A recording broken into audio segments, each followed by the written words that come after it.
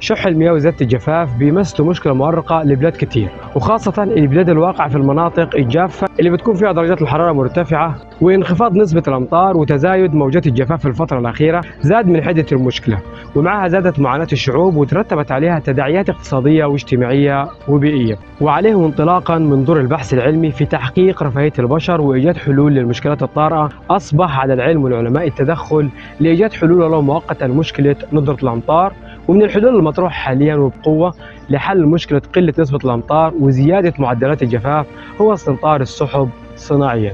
وفي حلقتنا هنعرف يعني ايه استمطار سحب وازاي بيتم الاستمطار، وهنعرف مع بعض شروط عملية استمطار السحب ومميزات وعيوب الاستمطار وامتى وازاي بدأ الاستمطار ومين الدول الرائدة في عملية استمطار السحب، وهنعرف كمان الدول العربية اللي استخدمت تقنية استمطار السحب. ولأن خير الكلام ما قل ودل خلينا نبدأ.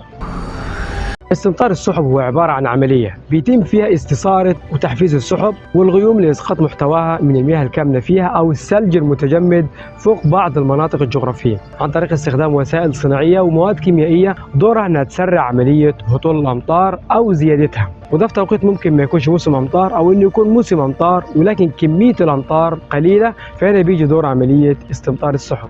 واستمطار السحب بيكون هدفه الأساسي تعديل ظروف الطقس السائد وتحسين الأحوال الجوية أو نسبة الموارد المائية فوق بعض المناطق الزراعية المعرضة للجفاف أو المناطق الحضرية اللي بتعاني من شدة درجات الحرارة. والاستمطار ممكن يكون هدفه منع سقوط الأمطار بغزارة فوق بعض المناطق الزراعية مثلا لتجنب تلف المحاصيل الزراعية فيها، أو منع تشكل البرد أو الضباب فوق بعض المطارات المزدحمة لتسهيل عملية إقلاع وهبوط الطيارات القادمة والمغادرة. وممكن يكون كمان هدف الاستمطار هدف استراتيجي قصير أو بعيد المدى زي زيادة كثافة الغطاء النباتي الصالح للرعي أو إعادة ملء السدود وزيادة مخزون المياه الجوفية لاستخدامها في المستقبل. واستمطار السحب بيتم بأكثر من طريقة، والطريقة الأكثر شيوعا بتتمثل في حقن السحب الركامية إما بمادة يوديد الفضة أو ثاني أكسيد الكربون المجمد والمعروف بالساج الأبيض، بالإضافة للأملاح الرطبة زي كلوريد الصوديوم وكلوريد الكالسيوم وكلوريد البوتاسيوم، واللي بيتمثل دورهم في زيادة كثافة السحب وتحويل قطرات المياه الموجودة فيها لبلورات ثلجية ثقيلة، وبالتالي بيساعدوا على سقوط الأمطار. ومع اقتراب وصول المياه اللي تم استمطارها من سطح الأرض درجات الحرارة العالية لسطح الأرض بتحولها لقطرات مطر.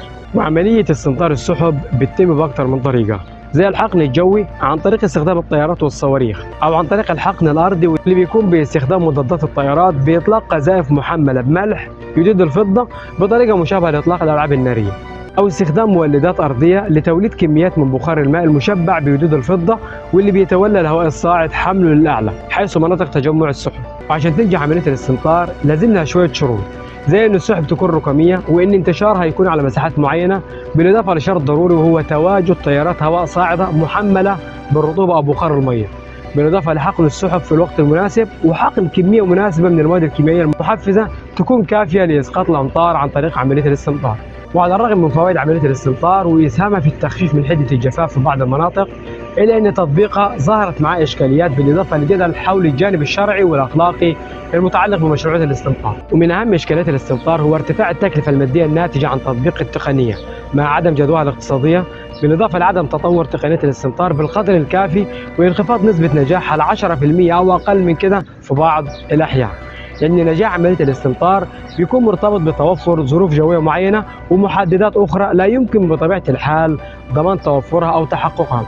ومن الإشكالات اللي بتواجه عملية استمطار السحب هو احتمال تأثير المواد الكيميائية المستخدمة في عملية حقن السحب بالسلب على صحة الإنسان والحيوان والبيئة، لاحتمالية اختلاط آثار مادة يوديد الفضة السامة على وجه الخصوص في مياه الأمطار وبالتالي هيتأثر بها الإنسان والحيوان والنبات. وبالنسبة للإشكالية اللي بتواجه عملية استمطار السحب من الناحية الدينية والأخلاقية، جانب من الأئمة والعلماء شايفين أن عملية الاستمطار لا تجوز شرعا، استنادا إلى أن تسريع هطول الأمطار أو إرغام الغيوم على إنزال الغيث على منطقة معينة ممكن أنه يؤدي لحرمان مناطق ثانية ممكن أنها تكون أحوج من غيرها للأمطار.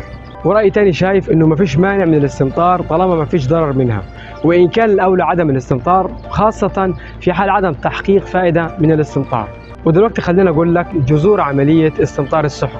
بترجع جذور عملية الاستمطار لسنة 1947 لما نفذت منظمة الكومونيلس للأبحاث العلمية والصناعية في أستراليا أول تجربة ناجحة لاستمطار السحب، وطورت التقنيات الخاصة بها وبدأت في استخدامها والتوسع فيها وتطبيقها عالميا. وتعتبر أستراليا والولايات المتحدة الأمريكية من الدول الرائدة في عملية استمطار السحب.